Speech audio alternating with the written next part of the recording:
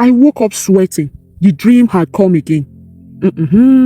7 fat cows, strong and healthy, walked out of the river. Then, out of nowhere, 17 sickly cows appeared, and they ate the fat ones.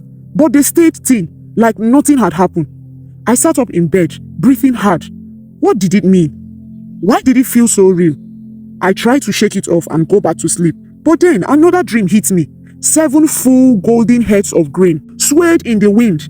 Then 17 dried up heads grew beside them, and they swallowed the full ones. I couldn't sleep after that. By morning, I knew this was no ordinary dream. I called every wise man, every dream interpreter in Egypt. They all stood before me, nervous, whispering to each other. None of them had an answer, not one. My frustration grew. How could I, King Pharaoh, ruler of Egypt, be so troubled by something no one could explain?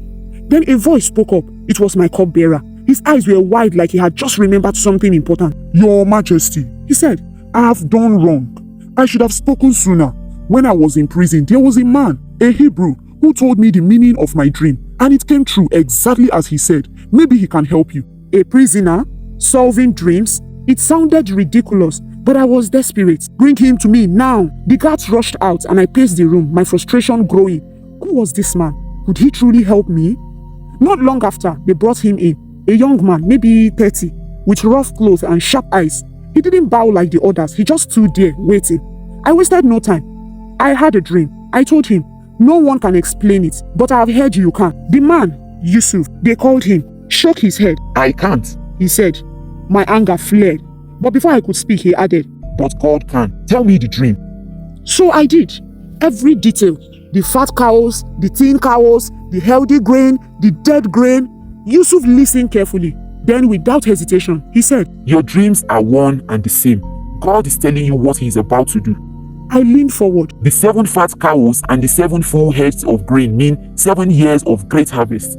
Food will be everywhere. But the 17 cows and the 7 weak heads of grain mean 7 years of famine. So terrible. The good years will be forgotten. That's why the dream came twice. Pharaoh, God has decided it will happen soon. The words hit me like a slap. Famine, a disaster so big that even mighty Egypt would struggle. Yusuf kept speaking.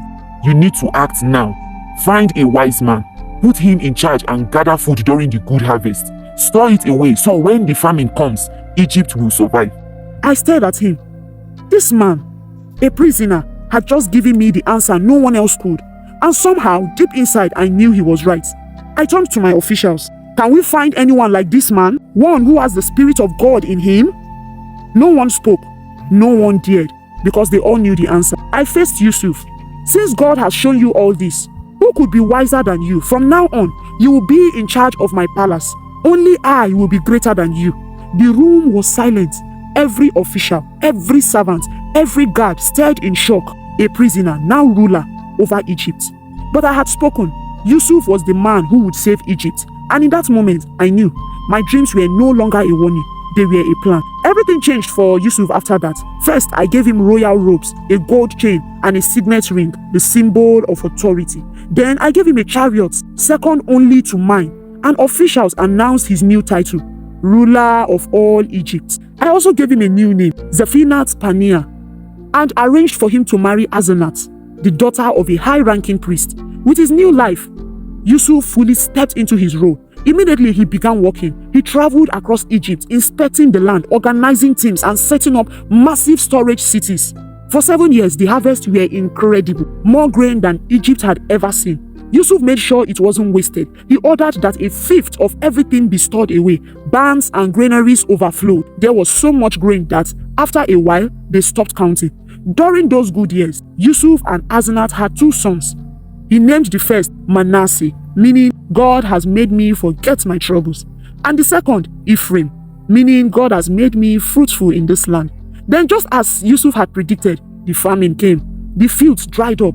Crops failed. Farmers looked at their empty lands in despair. Soon, hunger spread, not just in Egypt, but in surrounding nations. People began to panic.